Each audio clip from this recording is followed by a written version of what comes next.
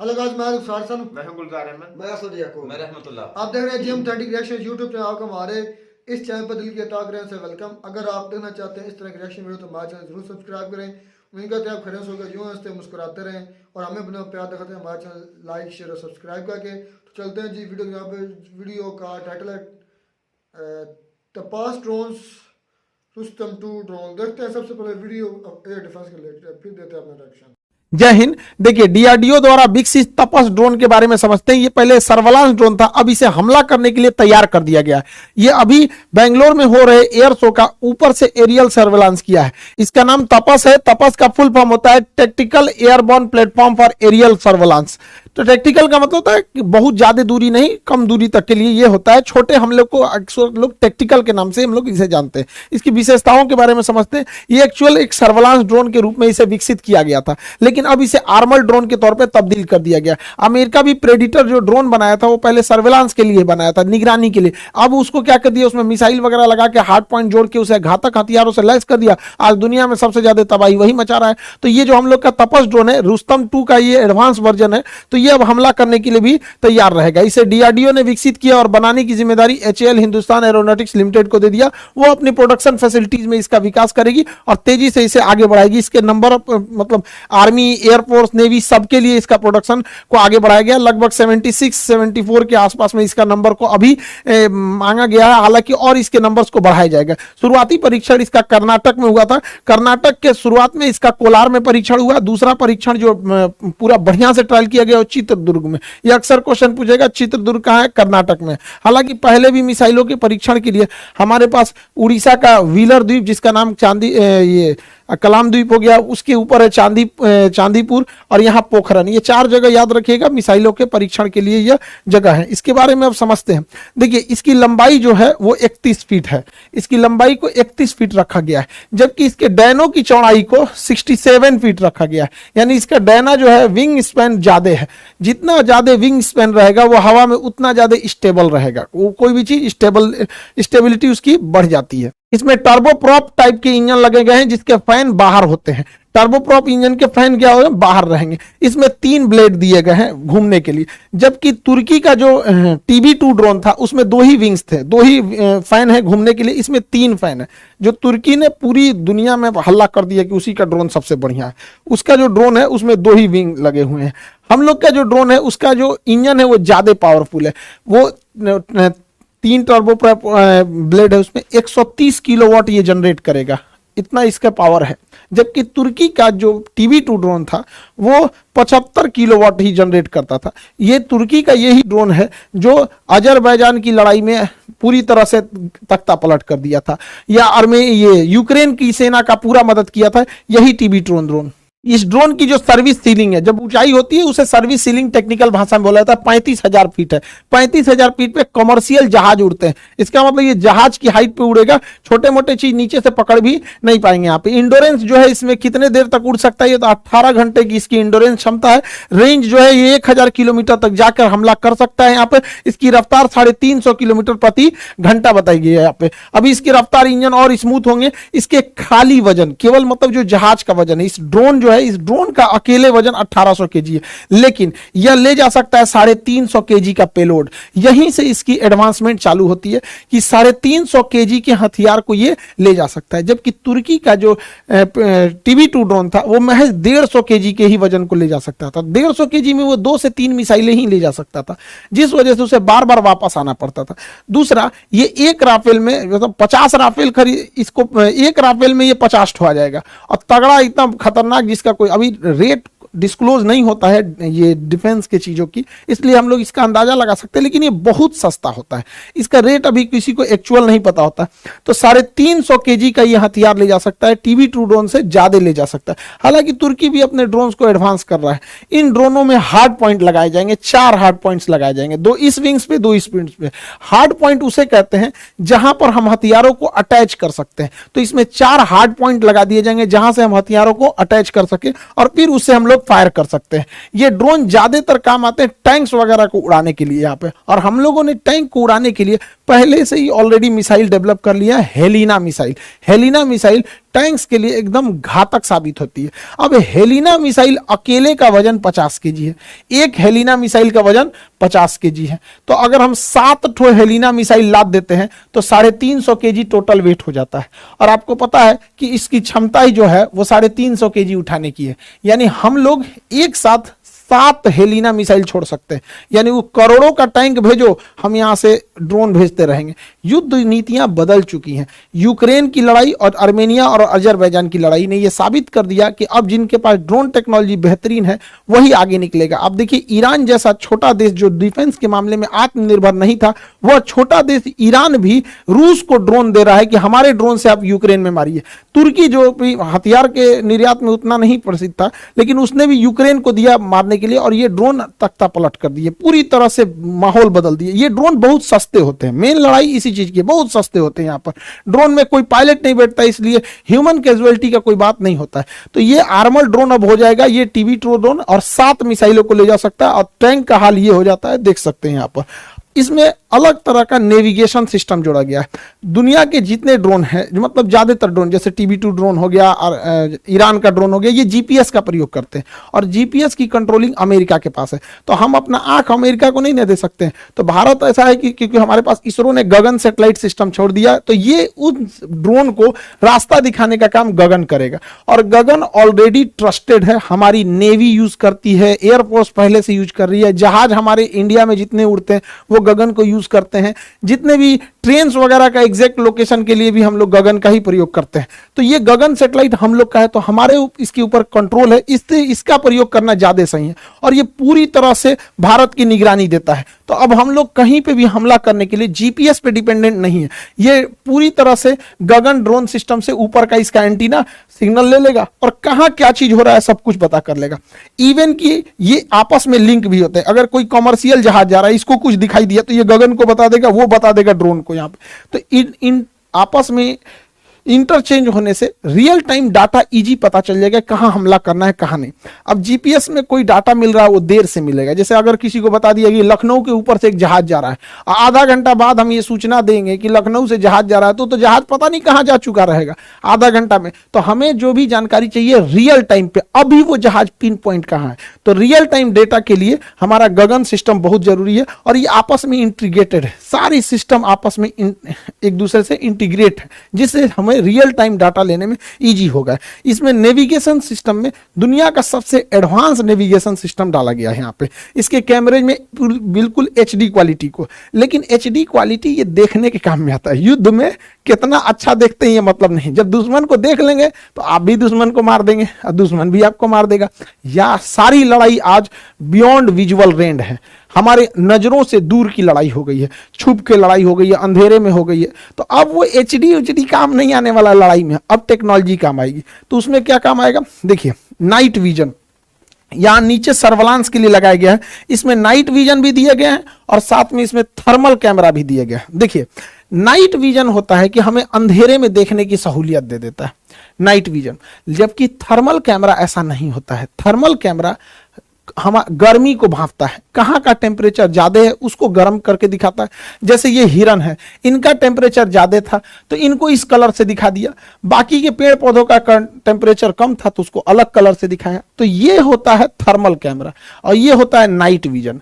अमूमन ऐसा लगता है कि जब नाइट विजन कैमरा ही है तो थर्मल की जरूरत क्या है। देखिए नाइट विजन से अच्छा थर्मल होता है। रीजन क्या है, अगर इन हिरन को ऊपर एक तिरपाल ओढ़ा देते हैं या चादर से ढक देते हैं, या हिरन के जगह अगर फौजी रहते हैं ढक लेते हैं अपने आप को, तो नाइट विजन उसे नहीं देख पाएगा कि इसके अंदर आदमी है। और यही काम आ जाता है थर्मल कैमरा। अगर आप इनके ऊपर चादर से ढक भी देते हैं तो इनके बदन की गर्मी थोड़ी ना खत्म हो जाएगी, तो ये गर्मी को पहचानता है।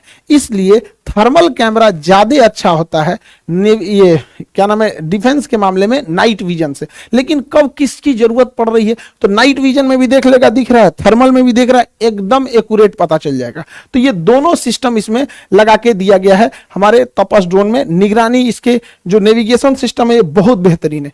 इसके अलावे अब देखिए हमको जब आसमान में कोई चीज उड़ रही होती है तो हमें चाहिए, थर्मल कैमरा क्या करता है कि छोटी सी छोटी चीजों को दिखाने लगता है कि हाँ मुंह, यहाँ नाक के पास का टेम्परेचर ज्यादा है, हथेली का टेम्परेचर कम है, माथा का ज्यादा है, तो कई कलर से दिखाने लगता है, इससे कंफ्यूजन होने लगता है। इसलिए उससे बेटर है infrared sensor, IR sensor,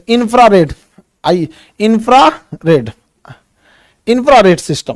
infrared system में क्या होता है कि इसमें कंप्यूटर में सेव कर दिया जाता है कि ज्यादा टेम्परेचर को दिखाना है, बाकी को काला कर देना है।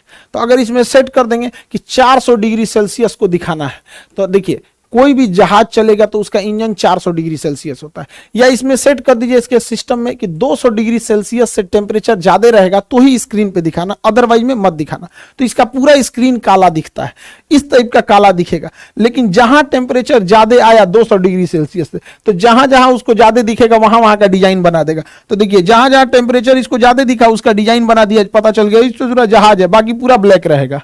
समझ में आ गया कि नहीं? इसमें देखिए यहाँ टेम्परेचर ज्यादा, यहाँ ज्यादा, यहाँ ज्यादा, यहाँ ज्यादा, तो उसी हिसाब से बना देगा। तो इसका स्क्रीन है पूरा ब्लैक रहता है। इंफ्रारेड वाले में यही खास है, पूरा स्क्रीन ब्लैक।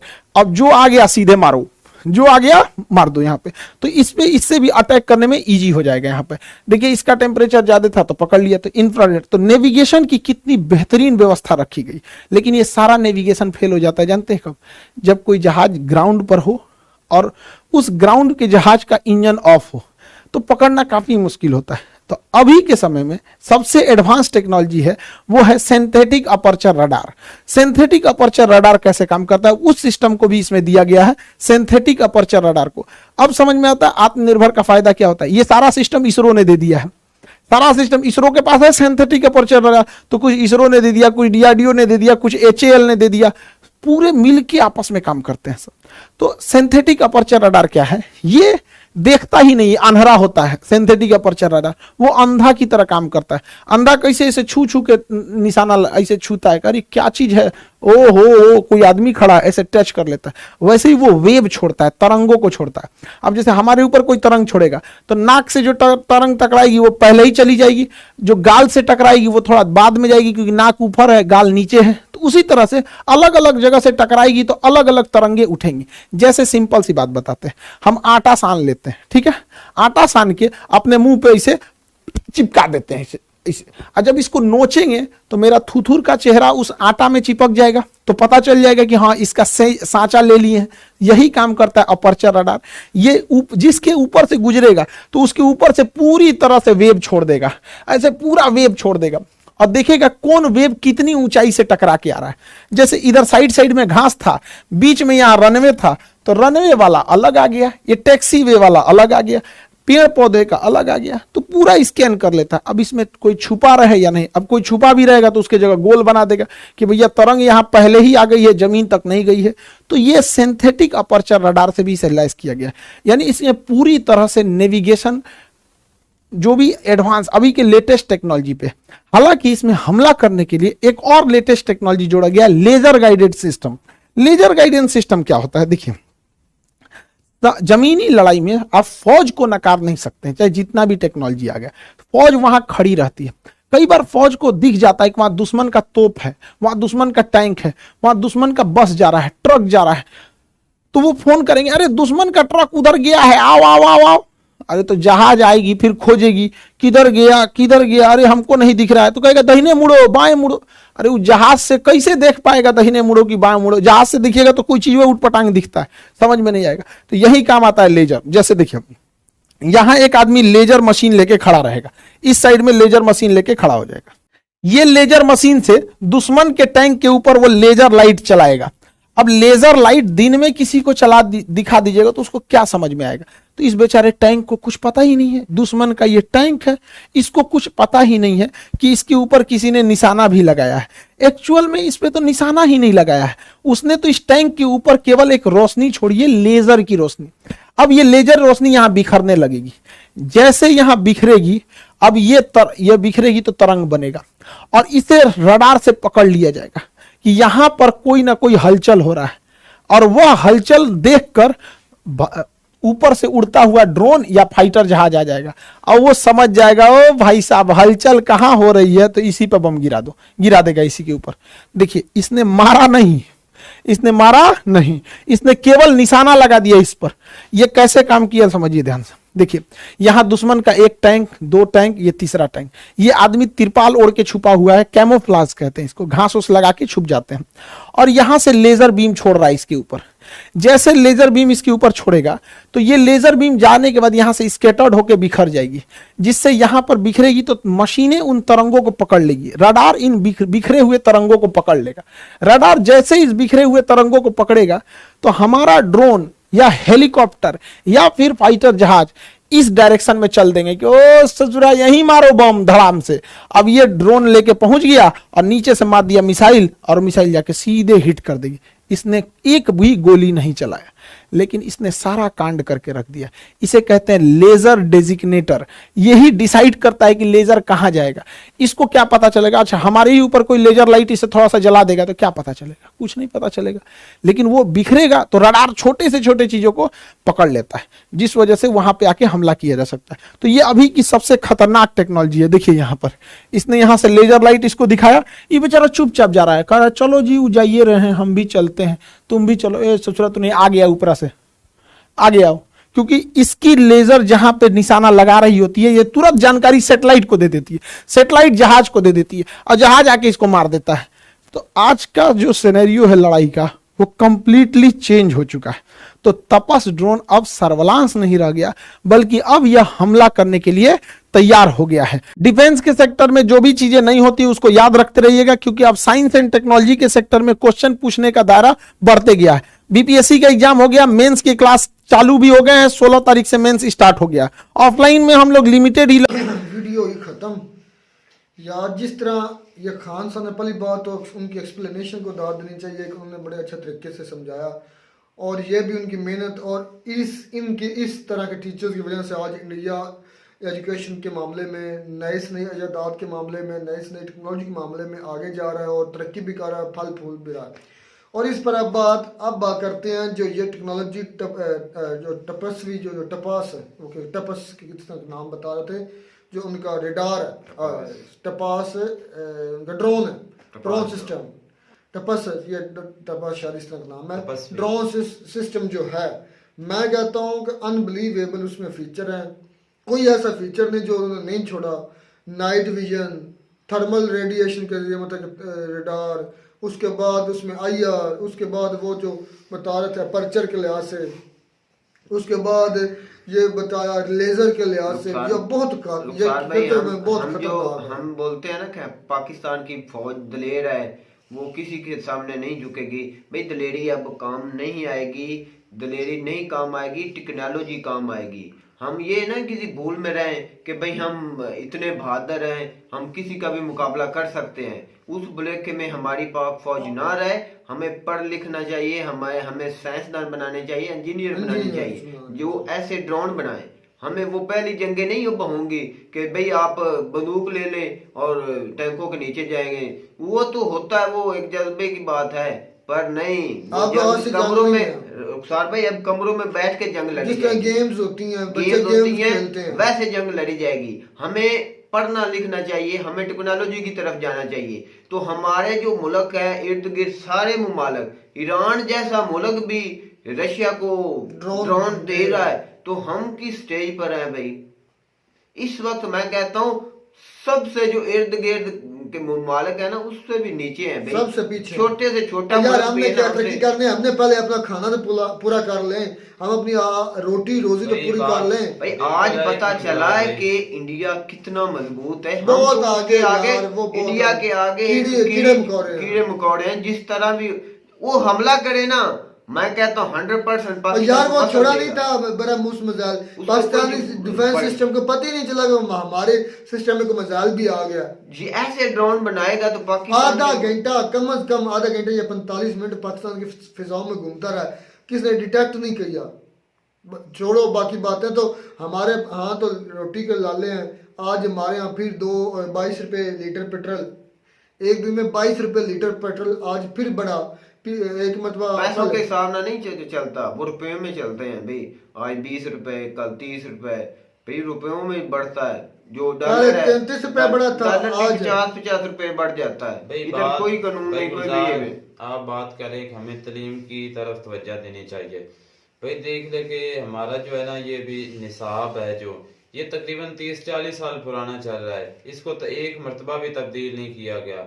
बात तो ये हुक्मरानों को ये जो बड़े हैं हमारे जो वजीर तालीम उनको चाहिए कि 2 साल बाद ये जैसे भी अपना निसाब तब्दील करना चाहिए, एडवांस एडवांस चीजें होना चाहिए। ऐड करनी पूरे चाहिए। वर्ल्ड के साथ हमें मिलकर चलना चाहिए कि वर्ल्ड में क्या हो रहा है, दुनिया किस तरफ बढ़ रही है, हमें वो ही घसी पीसी जो तालीम नहीं देनी चाहिए। जी। हमें नए से नए भाई इजाद करनी मेन चाहिए। बात ये है कि आपकी तालीम जो है ना मेरे भाई, वो आपके हुक्मरानों के हाथ में नहीं है, वो आप जिनसे भीख लेते हैं ना उनके हाथ में है। समझ में आई? नहीं असद भाई, ऐसी जैसा- बात मैं नहीं आपको साबित की करके देता है। हूँ जो मेरे तालीम भाई। का म्यार होता है वो मुल्क ही करता है, हुक्मरान ही मैं करते आपको हैं। सर बताता हूँ, मैं आपको बताता हूँ।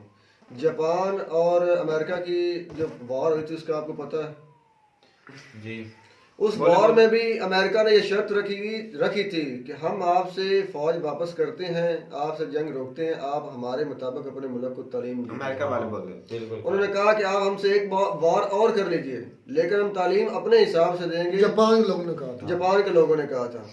तो मेरे भाई तेरे पाकिस्तान की जो है ना तालीमी सेक्टर, उनकी तालीम तय करता है अमेरिका, जिनसे आप कर्जे लेते हैं, IMF वाले। नहीं, मुझे थोड़ा तफसील से बताए ना कि वो आपका हमारे हिसाब क्यों नहीं चेंज किया हमारे जाता? व्यूवर जो हैं वो समझ नहीं सकेंगे कि अमेरिका हमारी तालीम के अनुसार देखो कैसे मेरी बना बात सकता सुनो, है। आपकी तालीम एजुकेशन एडवांस हो जाती है, जाहिर बात आपके बच्चे लायक हो जाएंगे, जदीद जो टेक्नोलॉजी है, जदीद जो साइंस है उसे पढ़ेंगे। ऐसा नहीं कि पढ़ते नहीं, फर्स्ट क्लास के लोग जो बाहर जाते हैं वो पढ़ते हैं, आम आदमी नहीं यहाँ पर पढ़ते। अच्छा वो पढ़ते हैं तो क्या करते हैं भाई, वो वहीं पर ही नौकरी करते हैं, वो पाकिस्तान में नहीं आते।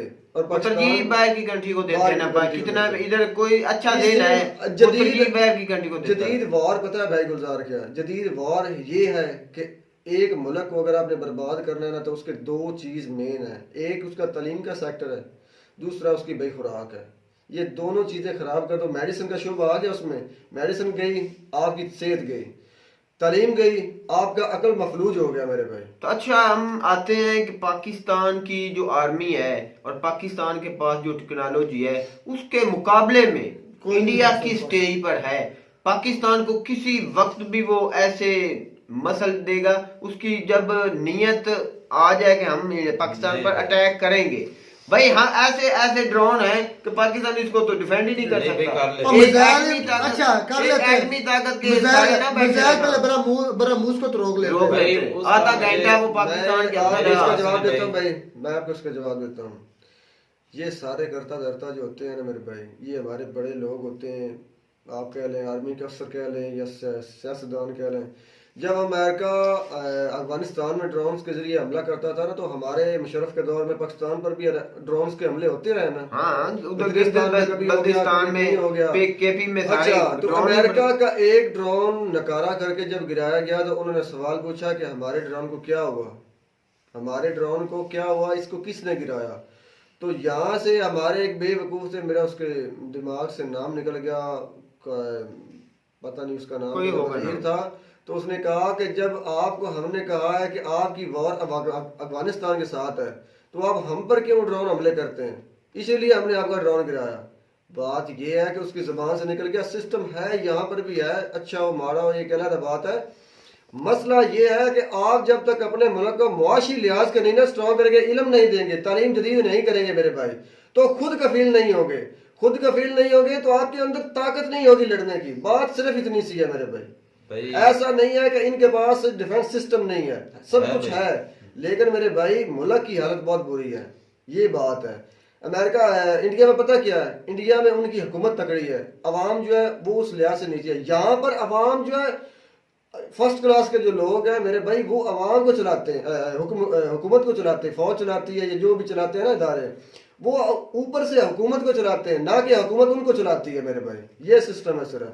असल में ना ये जो आज उन्होंने अपना ड्रोन सिस्टम दिखाया है, इसको देखकर तो ये लगता है कि इसका तोड़ पाकिस्तान के पास भाई ये बहुत पुराना सिस्टम है, अभी और- इन्होंने जिद्दत की है इसमें। ओ अल्लाह के उनके बंदे, पुराना बतौर कहाँ ये से देखो, आ गया है? मेरी बात सुनो, आपने उनके पास पहले असद भाई, मैंने उसकी पूरी बात सुनी है, मैंने आपकी बात सुनी। डिटेल में उनकी जो उसने उसके यार अंदर मैंने फीचर हैं, मेरी बात सुनो, मैं मैं फीचर तो के बारे में हैरान बात हो गया हूँ कि करूंगा। इतने फीचर यार हैं। मेरी बात सुनो, उन्होंने पहले ये चीज जो तैयार की थी ना मेरे भाई, ये निगरानी के लिए तैयार की थी, ना कि अटैक्स के लिए। ऐसा ही उनकी बयान है ना। हाँ। अच्छा, बाद में उन्होंने उसमें जिद्दत की है, उसी चीज में उन्होंने डेवलपमेंट की है, उन्होंने नई चीजें डाली हैं। मतलब कहने का ये है कि वो एक तब्दीली की गई पहली बारी चीज में। एक मैं कहता हूँ एक इंसान घर में भी बैठा है ना, उधर भी वो अटैक कर सकता नहीं है। कर सकता। हम सेफ नहीं मैं है। आपको बताता हूँ, जो गार का हिस्सा है मेरे भाई, गार किसे कहते हैं, जो मिट्टी के या पहाड़ के अंदर है, उसे वो कैसे स्कैन करेगा? वो भाई जो चीज गर्मी, जो भाई चीज गर्मी आपके को, फ्लोर पर जमीन पर भाई चल वो रही है, गर्मी को भी से बिल्कुल सर भाई आपकी करेगा। बात बिल्कुल ठीक है, लेकिन उसे स्कैन करने के लिए एक लेवल चाहिए। गार अच्छा, में तो ना, इतने ज्यादा मतलब बता के बात अंदर चले क्या है? जाते हैं इंसान। आज जो लड़ाइयाँ हैं वो किसी और लेवल की हैं, और जो हम सोचते हैं या हम देखते हैं या हमारे दिमागों में चल रही हैं वो और लेवल की हैं। हम समझते हैं कि शायद अब टैंकों की लड़ाई है, टैंकों की लड़ाई अब नहीं है। टैंकों की लड़ाई नहीं रही। जो अब ड्रोन्स आने वाले वक्तों में, अभी तो ये शुरुआत है, इसका स्टार्ट है। अब अभी तो इंडिया ने स्टार्ट किया है, इसके बाद पता अभी नहीं तो कितना पार्टी शुरू हुई है। मेरे अब भाई, आगे आगे जाकर पता नहीं इसमें क्या क्या जिद्दत शायद रहेगी आपको वो। नहीं इल्म होगा, शायद आपको हो या ना हो, मैं आपको बताता हूँ।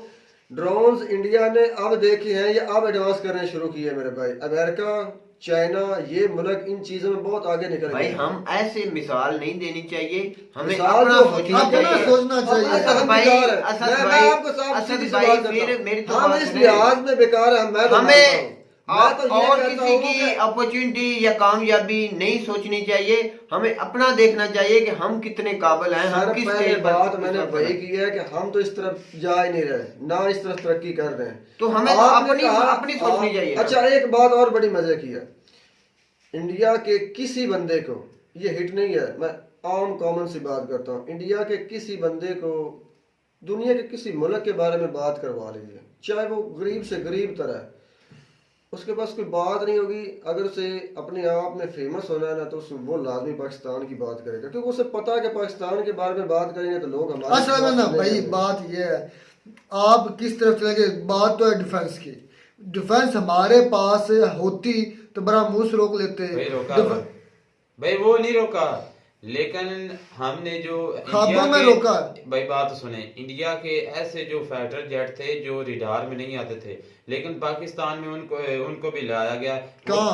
भाई 2019 को 15 को 16 फरवरी को आए थे इधर बहावलपुर वाली और साइड से। दुनिया के, मेरे भाई बात सुने, वो जो उनके फाइटर जेट्स थे वो फिलहाल तो उनके हिसाब से वो पुराने थे। अच्छा, मिग 29 थे मेरे ख्याल में जो उन्होंने आए। पुराने जो है ना वो दूसरे मुल्क में लड़ाई के लिए भेज दिए हमें रात को। तो जो आया है ना, जो उन्होंने ड्रोन। भाई मेरा कहने का मतलब आपको मेरी अटैक बड़ा किया है, मुंह से- बड़ा मिसाइल का उन्होंने अटैक किया है, आधा घंटा पाकिस्तान की हदूद में रहा है, ये आपको उसके किसने बाद खबर उन्होंने दी गिराया। भाई गुलजार? हाँ जी। ये आपको किसने खबर आपकी दी? पहली बात तो पाकिस्तान की सारी जितने बड़े चैनल्स उन पर चलती रही कि बड़ा मुंह समझाए मियां चन्नू में गिरा था। अच्छा। उसके बाद इस इमेज अपना इनके खान साहब की वीडियो उन्होंने बनाई थी बकायदा इस बड़ा मूस पर। तो उन्होंने कहा कि पूरा आधा घंटा, क्योंकि इंडिया की आर्मी ने यह क्लेम किया था या उनकी गवर्नमेंट में कि हमसे मिस फायर हुआ था, लेकिन इस पर खान साहब ने फिर वीडियो बनाई थी। इसी खान साहब ने, मिस फायर नहीं होगा वो। उन्होंने अच्छा, कहा था, एक मिनट बात सुनो। उन्होंने कहा था कि ये भाई मिस फायर नहीं था, कमो बेश आधा घंटा पाकिस्तान की फिजाओं में उड़ता रहा है, पाकिस्तान को पता ही नहीं चला। उसके बाद उन्होंने सेफ जोन देकर उधर गिरा फेंक दिया। दिया। अच्छा, उधर फेंक दिया, ठीक है, आपकी बात मान ली कि उन्होंने उधर फेंक दिया, आर्मी ने कह दिया कि मिस फायर हो गया, खान साहब ने कहा कि हमने जानबूझकर उधर भेजा या उनके पास इतनी पावर नहीं थी कि हमारा वो मिसाइल रोक सकते। अच्छा, ये बातें आ जाती हैं। मैं पहले दिन से क्या बात करता हूँ कि ये हमारी जो मीडिया है मेरे भाई, ये एक नंबर की झूठी है, दोनों मुल्कों की एक नंबर की झूठी। आर्मी क्या बात कर रही है, मीडिया क्या बात कर रही है, पब्लिसिटी के लिए ये मीडिया किसी हद तक जा सकती है। और यार तुम ना थोड़ा असल में बहुत हकीकत फर्क में हो समझ नहीं सकता है सकते। सद भाई, थोड़ा असल बहुत में फर्क हो तुम सकता है। समझ नहीं रहे। असल में गिरा ये तो मेरी तो बात मेन हमारे बात है ना, दिमागों गिरा से तो ना है भाई ना। बात सुन ले। मियां चन्नू में गिरा तो है ना भाई गुलजार, ये जो डिफेंस के मामलात होते हैं या जो खुफिया इस तरह के राज होते हैं, ये हमारी सोच से भी बालातर होते हैं। हमें तो सिर्फ मोटा चुनिंदा चुनिंदा बातों का पता होता है, इसमें गहराई कितनी है, इसमें हकीकत कितनी है, ये सारा उन्हीं को पता होता है जो वो काम कर रहे होते हैं, और उनका मकसद भी उनको पता होते हैं, असल मकसद। बात मुझसे नहीं हम, और इन दी एंड अगर बात करें तो ये जो उन्होंने ड्रोन सिस्टम बनाया है, जिसमें इतनी ज़्यादा क्वालिटीज़ हैं। पाकिस्तान में ऐसा ना कोई ड्रोन सिस्टम है, ना ही इनके पास कोई ऐसा सिस्टम है कि इसको रोक सकें या इसको डिफेंड कर सकें। तो और गलती मत करना कि इंडिया के साथ जंग लड़ने की तो कोशिश करना। उम्मीद करते हैं आपको हमारी वीडियो अच्छी लगी होगी। वीडियो अच्छी लगी हो हमारे चैनल जरूर सब्सक्राइब करें। मिलते हैं लड़ने के लिए। नई वीडियो में नया टॉपिक के साथ, तब तक दीजिए इजाजत। अल्लाह हाफ़िज़। अल्लाह हाफ़िज़।